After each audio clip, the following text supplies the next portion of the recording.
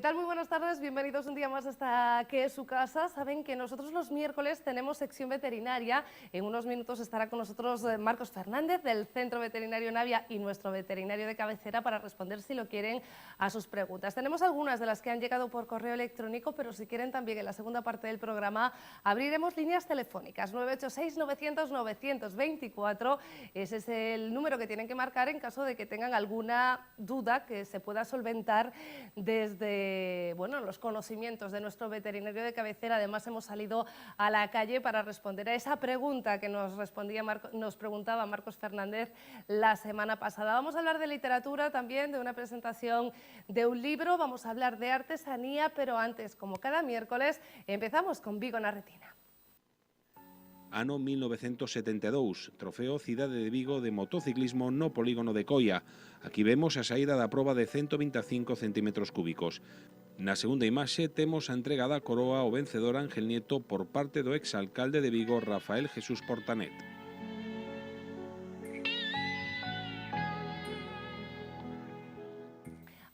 @Vigo na Retina y pueden encontrar muchas otras fotografías de la historia de Vigo. Y ahora, como les decía, vamos a hablar de literatura y vamos a hablar de este libro, La Cámara del Oro.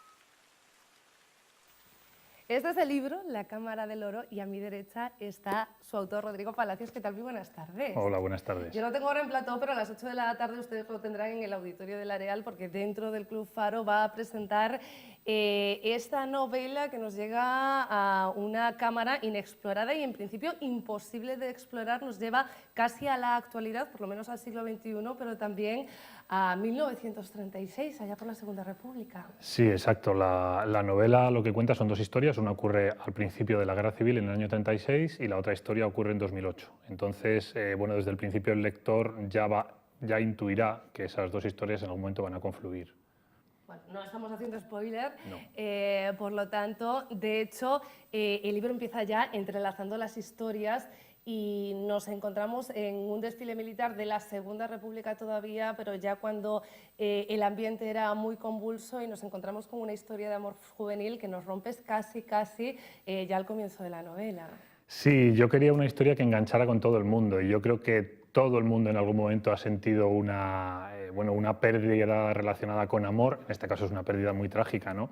Pero me interesaba este momento porque yo pertenezco a esta generación a la que nos han contado poco de la Guerra Civil, y este desfile, que parece que es un día en el que parece que es cuando empezó un poco de verdad todo lo que luego se llamó la Guerra Civil, me parecía un escenario bastante interesante para que también comenzara esta historia trágica. Además, desde una mirada muy inocente, ¿no? Porque hablamos de dos adolescentes que miran a Azaña como un viejo regordete casi, y no se pueden imaginar en lo que se va a convertir todo aquello y lo que se convirtió después la historia del país también, ¿no? Claro, me interesaba esa mirada porque es una mirada que he tenido yo cuando mis abuelos me hablaban de la Guerra Civil, porque ellos más o menos tenían edades parecidas cuando se inició el conflicto, y me gustaba un poco esa parte de la guerra, la parte de la guerra que no tenía que ver tanto con los soldados, con las batallas, sino con las vidas que se rompieron, y más particularmente las vidas que se le rompieron a gente joven que estaba empezando con ello, que estaba empezando a tener relaciones de amor y que no sabía lo que iba a ser de ellos, y de repente todo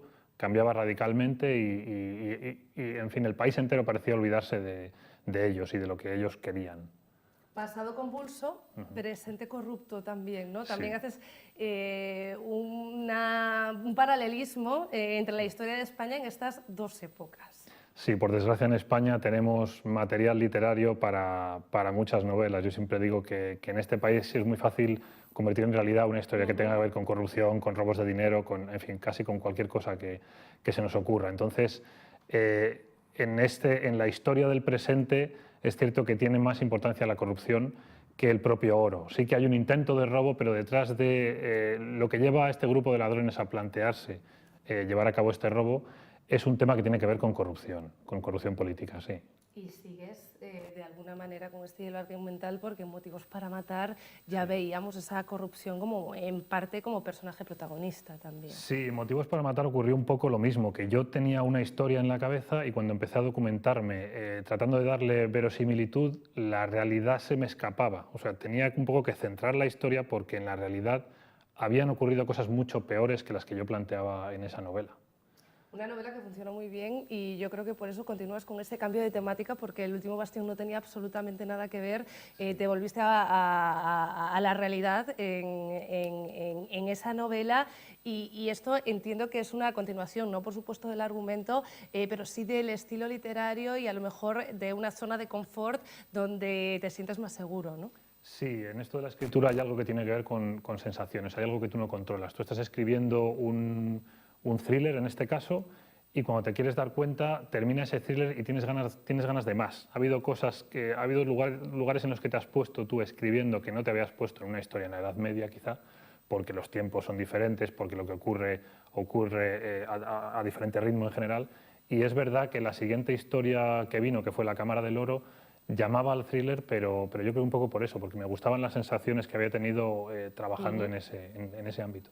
Rodrigo, y en este libro, como ya ocurría en la anterior novela, hay también un peso específico de los personajes protagonistas. Femeninos. Sí, y un poco ha sido por lo mismo. Esto en realidad sí que me ocurrió con El último bastión, con la novela fantástica, porque allí había una mujer en la Edad Media que sabía pelear, que sabía defenderse a sí misma, y no lo hice a propósito, no fue porque yo quisiera introducir un personaje femenino porque sí, sino que dije, me interesa una mujer en la Edad Media que sea diferente.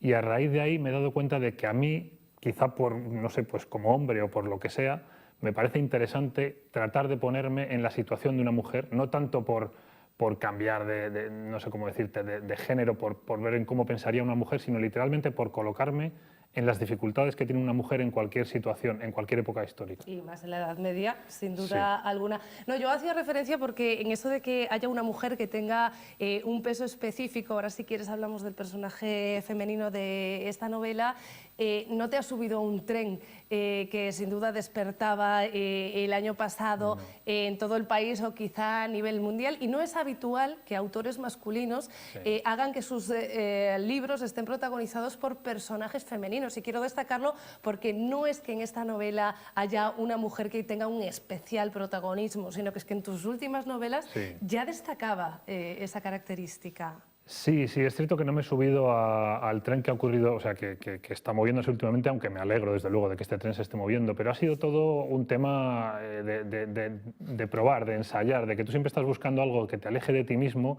para tener algo con lo que trabajar en general, a nivel de personajes, a nivel de argumentos. Y el hecho de que fueran mujeres siempre me parecía interesante porque me sacaba de esto que ahora está tan de moda, que es la zona de confort, me obligaba a comerme la cabeza porque me colocaba en un sitio completamente diferente. Además, un hombre no se da cuenta de lo lejos que está de su situación hasta que sale completamente de ella.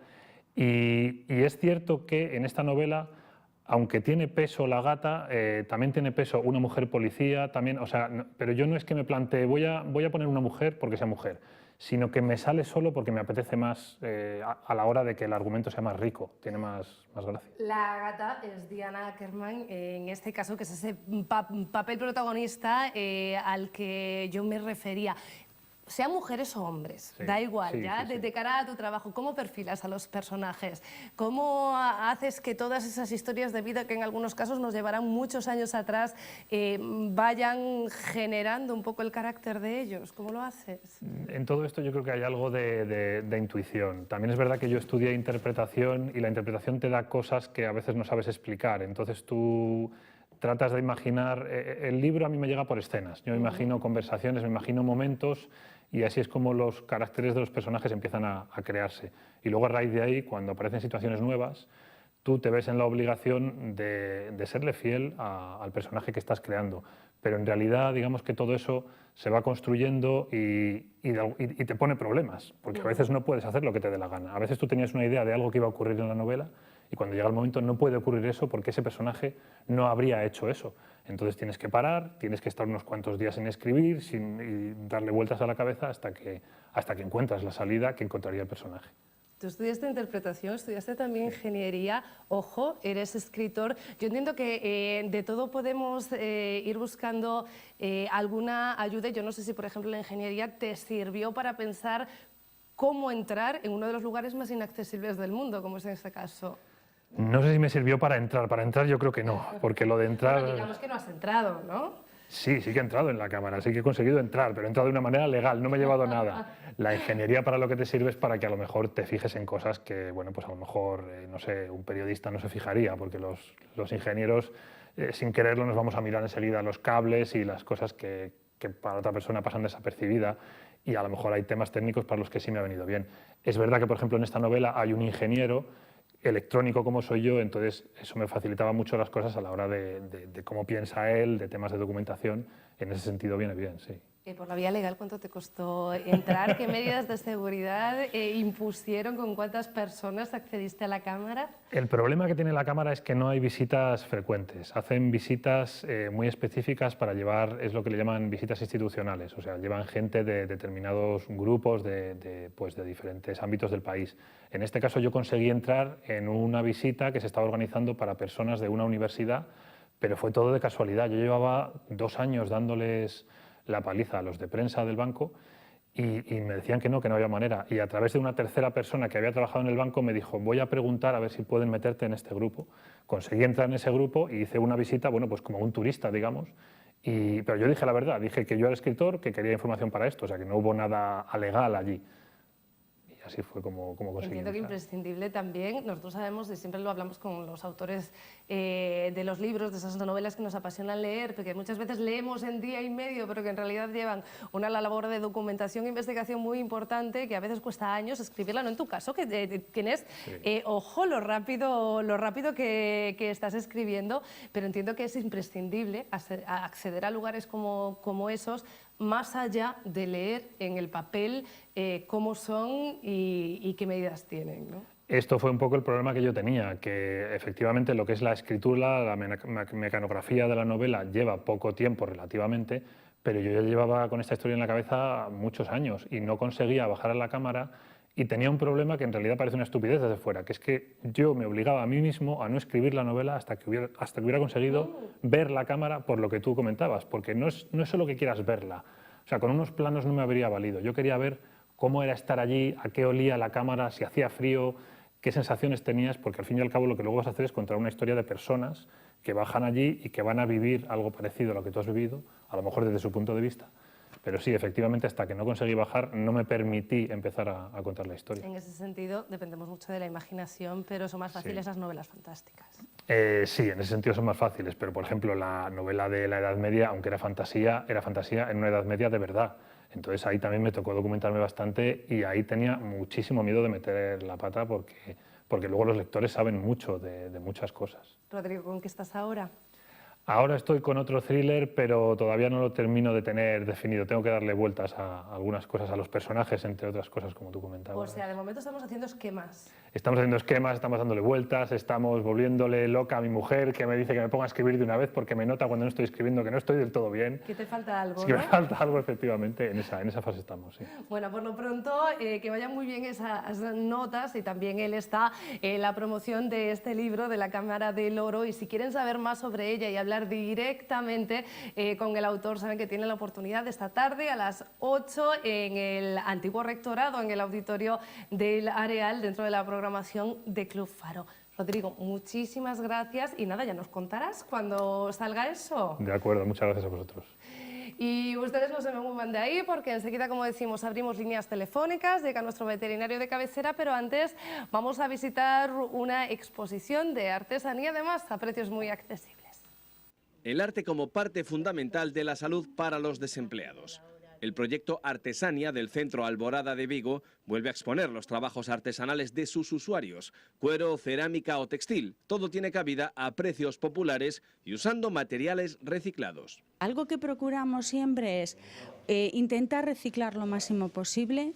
La gente que lo hace está desempleada, con lo cual no tiene medios económicos, y entonces por eso procuramos también que su valor, el precio económico, sea muy pequeño. El punto de partida fue la creatividad de los propios usuarios y un objetivo: dar valor a lo que hacen con sus manos. Esta marca propia no solo se limita a las paredes del centro, sino que ha salido a compartir stand con otros artesanos en distintas ferias. Lo más importante fue ver que las demás personas se lo valoraban, le decían que eran muy bonitos.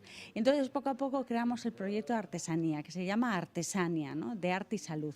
Entonces, hemos estado en la Ribada, hemos estado en la Reconquista, hemos estado en la Brincadeira, en la Feria Medieval. De las 17 personas que arrancaron el proyecto, muchos de ellos ya han conseguido un empleo. Los que todavía esperan para incorporarse al mercado laboral destacan la satisfacción que les produce sentir que sus creaciones gustan, se valoran y se convierten en regalos para otros. Mucho tiempo invertido a cambio de una recompensa que no tiene carácter económico, pero que vale su peso en reconocimiento personal. Que te digan, pues qué bonito, qué trabajo, porque son cosas que tienen mucho trabajo. O sea, hombre, te llega al corazón, vamos. He empezado a valorar lo que hago desde que estoy con ellos. Me encantó porque salimos por ahí y tenemos la oportunidad de vender cosas que hacemos que increíblemente pues le gusta a la gente. Da mucho trabajo, ¿no? Pero o sea, al final disfrutas, si a la gente le gusta, yo ya me doy por satisfecho. La exposición Artesania abre sus puertas toda la semana y ofrece la mejor cara de sus creadores, la de la creatividad.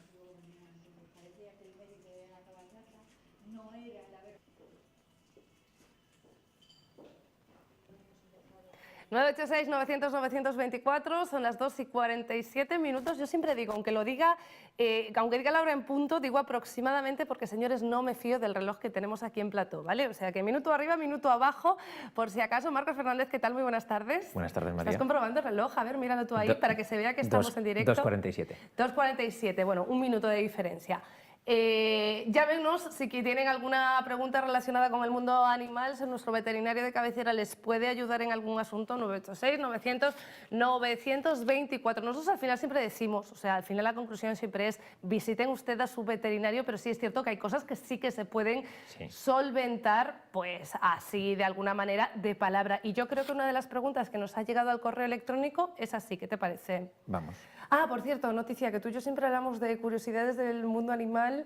Lo contábamos en Radio Vigo esta mañana. ¿Recuerdas aquella ballena que desde el 21 de diciembre estaba varada en Oia sobre unas rocas y que había una problemática muy importante para ver cómo podían sacarla de allí? De hecho, el concello y los vecinos ya habían asumido que la ballena se quedaba allí, que la iban a tropecear un poco para que se pudriese un poco más rápido y evitar que el olor se prolongase mucho en los meses siguientes. Bueno, pues que ya no tienen el problema. Estamos viendo a dónde van las mareas, parece que hacia el sur, o sea que lo va a tener algún portugués.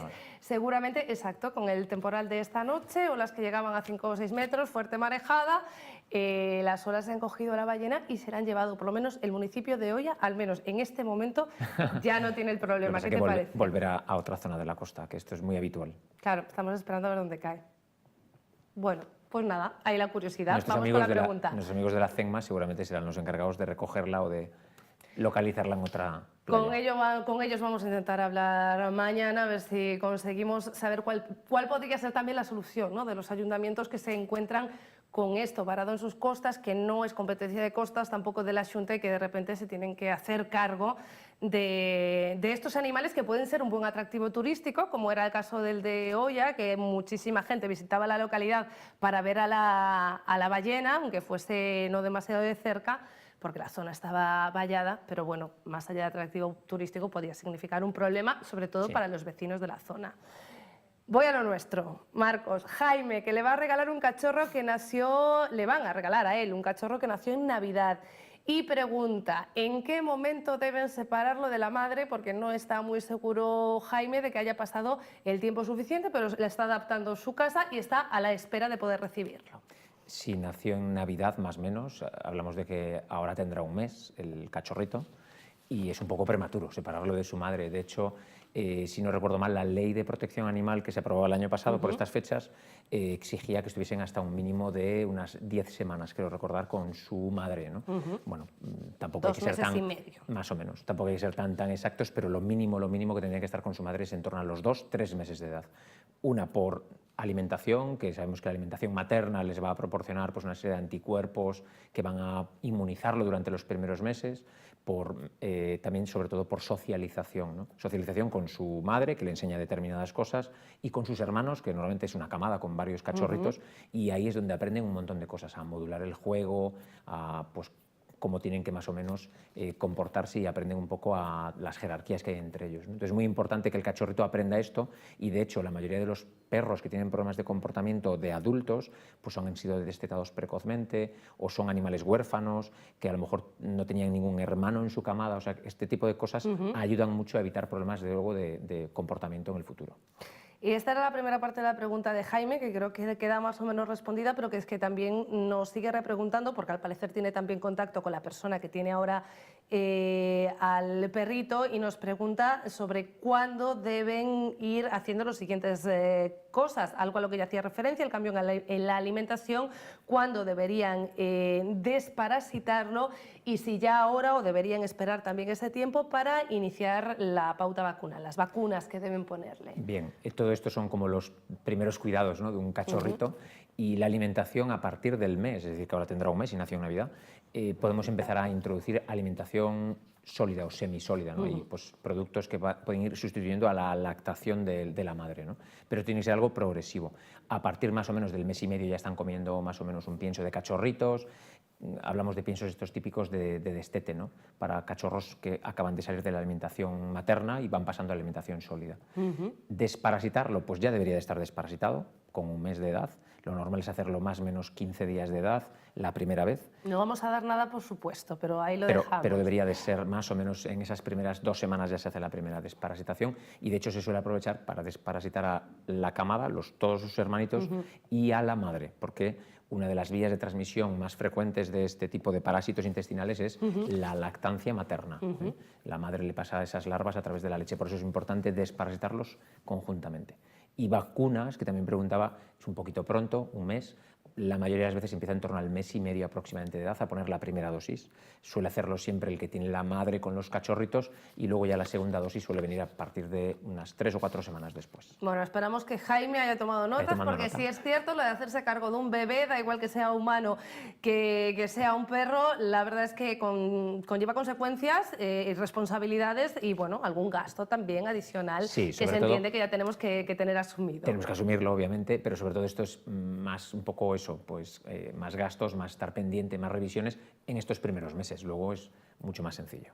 Bueno, nuestro veterinario de cabecera nos preguntaba también la semana pasada, porque eres muy simpático y siempre nos deja alguna pregunta trampa, que si sudaban los perros, y hemos salido a la calle, Marcos, para preguntarlo. Aquí las respuestas.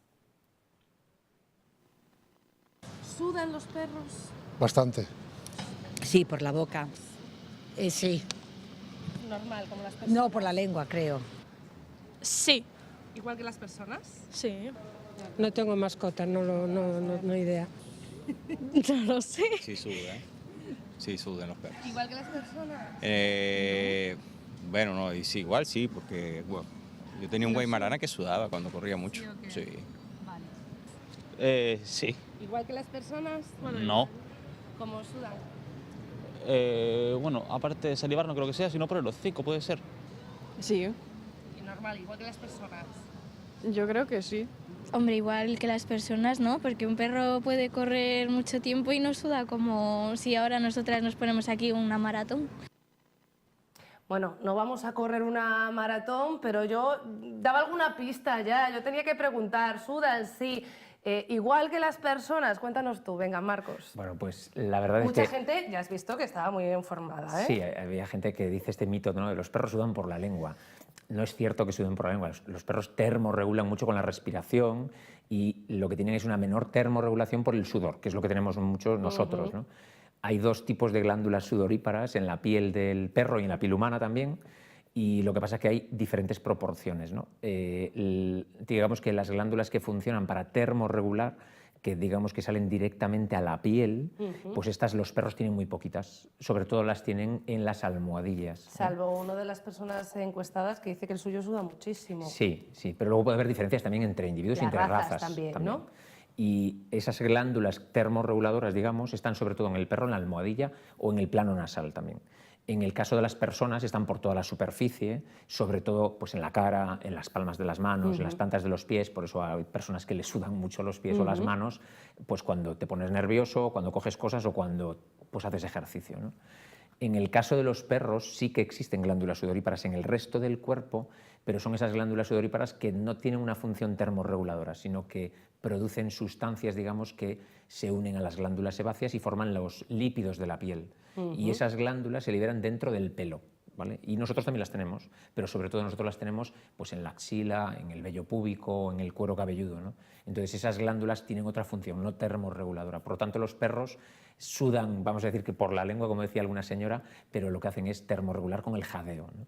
Y por eso también son más sensibles al golpe de calor, los perros, ¿no? Hay que tener cuidado con el tema del golpe de calor porque no termorregulan con la sudoración igual que nosotros.